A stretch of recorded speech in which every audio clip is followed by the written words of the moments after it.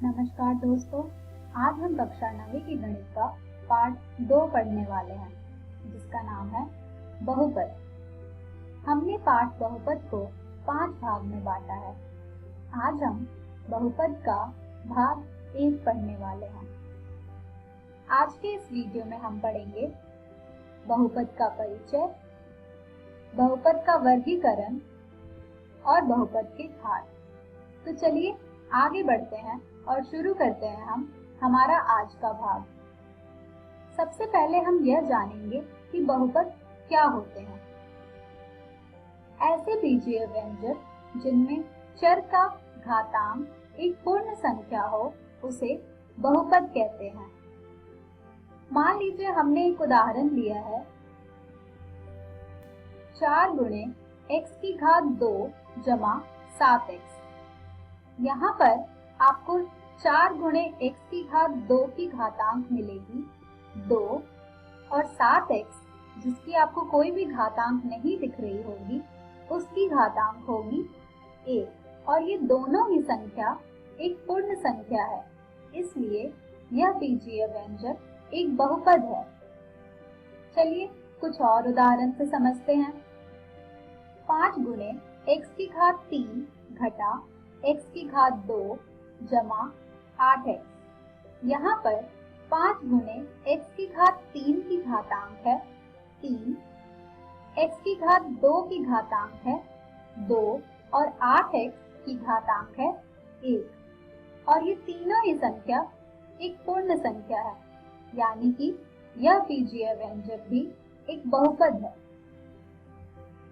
मान लीजिए हमने एक बीजीय व्यंजक लिया है x की भी घातांक क्या होगी 1, यानी कि x जो है हमारा वो भी एक बहुपद है। तो चलिए अब हम कुछ और बीजीय व्यंजक देखेंगे और देखते हैं कि यह बहुपद होते हैं कि नहीं। मान लीजिए हमने बीजीय व्यंजक लिया है x जमा 1/x। दूसरा व्यंजक लिया है वर्गमूल x जमा x।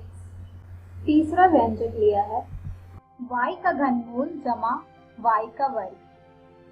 अगर आप इन बीजीय व्यंजक को सरलीकरण करके लिखेंगे तो आपको मिलेंगे x जमा 1/x का x जमा x की घातांक घटा 1।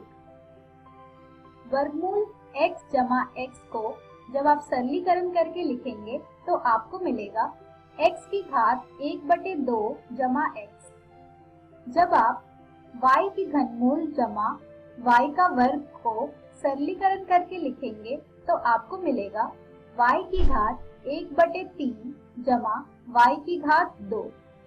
अगर आप इन बीजीय व्यंजक को सरलीकरण के बाद ध्यान से देखें तो आपको इनकी घातांक पूर्ण संख्या नहीं मिलेगी, जैसे घटा 1 जो कि एक पूर्ण संख्या नहीं है, 1/2 जो कि एक पूर्ण संख्या नहीं है, 1/3 जो कि एक पूर्ण संख्या नहीं है, यानी कि यह बीजीय व्यंजक बहुपद नहीं है क्योंकि इनकी घातांक एक पूर्ण संख्या नहीं है। चलिए अब हम जानते हैं कि चर किसे कहते हैं और गुणांक किसे कहते हैं। मान लीजिए हमने एक बीजीय व्यंजक लिया है 3 गुणे x की घात 2 जमा 8x। यहाँ पर x जो है हमारा उसे हम कहते हैं चर यानी कि जिसका मान निश्चित नहीं है, और चर की बाईं ओर जो आपको एक अचर संख्या दिख रही है उसे हम कहते हैं गुणांक, यानी कि चर का अचर गुणज को हम कहते हैं गुणांक। अब हम बढ़ते हैं बहुपद के वर्गीकरण की तरफ। यह वर्गीकरण हम पद के हिसाब से देख रहे हैं, जो कि होते हैं एक पद, द्विपद, त्रिपद। वैसे बहुपद जिनमें केवल एक पद होता है उसे हम कहते हैं एक पद, जैसे 6 गुणे x की घात 2, 9 गुणे x गुणे y की घात 2, 6 गुणे z। ये वैसे बहुपद हैं जिनमें केवल एक पद है, इसलिए ऐसे बहुपद को हम कहते हैं एक पद। चलिए अब हम द्विपद का उदाहरण देखते हैं। 7 गुणे x की घात 2 जमा 6 गुणे x, 2 गुणे y की घात 3 घटा 5, 7 गुणे z घटा 9 इत्यादि। ये वैसे बहुपद हैं जिनमें दो पद है और दो पद वाले बहुपद को हम कहते हैं द्विपद। आइए अब हम त्रिपद के उदाहरण देखते हैं। 5 गुणे x की घात 2 जमा x घटा 3, y की घात 2 जमा 7 गुणे y जमा 1, 9 गुणे z की घात 3 घटा 8z घटा 3। ये वैसे बहुपद हैं जिनमें आपको 3 पद मिल रहे हैं और वैसे बहुपद जिनमें 3 पद होते हैं उन्हें हम कहते हैं त्रिपद। चलिए अब हम एक चर वाले बहुपद को जानेंगे। मान लीजिए हमने एक बहुपद लिया है px जो कि बराबर है 2 गुणे x की घात 2 जमा 5x घटा 8। इस उदाहरण में हमारा चर x है, इसलिए हम कह सकते हैं कि 2 गुणे x की घात 2 जमा 5x घटा 8 चर x में बहुपद है। चलिए एक और उदाहरण देखते हैं। हमने एक बहुपद लिया है py जो कि बराबर है 3 गुणे y की घात 2 घटा y। यह बहुपद में चर y है। 3 गुणे y की घात 2 घटा y चर y में बहुपद है। अब हम बढ़ते हैं बहुपद की घात की तरफ। बहुपद की घात क्या होती है? एक बहुपद में चर की अधिकतम घात वाले पद के घातांक को बहुपद की घात कहा जाता है। मान लीजिए हमने एक बहुपद लिया है px जो कि बराबर है 5 गुणे x की घात 3 जमा 6 गुणे x की घात 2 घटा 4x जमा 5।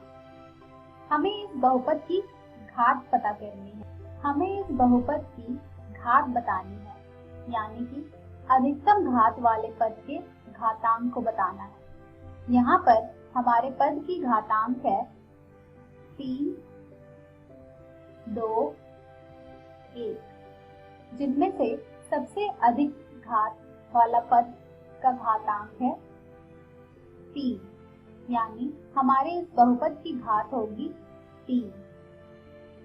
चलिए कुछ और उदाहरण देखते हैं।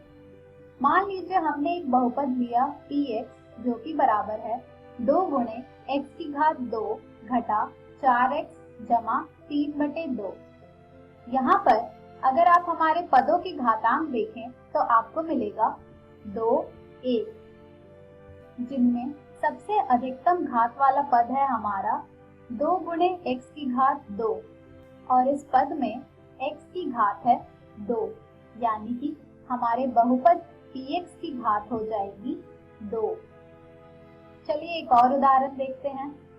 हमने एक बहुपद लिया है pu जो कि बराबर है 3/2u घटा 1। यहाँ पर हमारा अधिकतम घात वाला पद है 3/2u जिसकी घात है 1, यानी कि हमारे बहुपद की घात हो जाएगी 1। अब हम बढ़ते हैं बहुपद के वर्गीकरण की तरफ, जो कि होगी बहुपद की घात के हिसाब से। मान लीजिए हमने एक बहुपद लिया pu जो कि बराबर है 5 गुणे u घटा 1 और एक बहुपद लिया px जो कि बराबर है x के। अगर आप इन बहुपद में देखें तो आपको इनकी घात मिलेगी 1 और वैसे बहुपद जिनकी घात 1 होती है उन्हें हम रैखिक बहुपद कहते हैं, अर्थात एक घात वाले बहुपद को रैखिक बहुपद कहा जाता है। चलिए कुछ और उदाहरण देखते हैं। मान लीजिए हमने एक बहुपद लिया py जो कि बराबर है y की घात 2 घटा 2 और px जो कि बराबर है 7 गुणे x की घात 2 जमा वर्गमूल 3 गुणे x जमा 5। अगर आप इन दोनों बहुपद में देखें तो आपको इनकी घात मिलेगी 2 और 2 घात वाले बहुपद को द्विघात बहुपद कहते हैं। अब हम बढ़ते हैं हमारे अगले वर्गीकरण की तरफ। मान लीजिए हमने एक बहुपद लिया है px जो कि बराबर है x की घात 3 घटा 2 और px जो कि बराबर है 2 गुणे x की घात 3 जमा वर्गमूल 3 गुणे x जमा 5। अगर आप इन बहुपद की घात देखें तो आपको मिलेगा 3 और 3 घात वाले बहुपद को त्रिघाती बहुपद कहा जाता है। तो ये था हमारा बहुपद का वर्गीकरण घात के हिसाब से। आज के इस वीडियो में हमने सीखा बहुपद का परिचय, बहुपद के वर्गीकरण, बहुपद के घात। हम हमारी अगली वीडियो में पढ़ेंगे बहुपद के शून्य। धन्यवाद।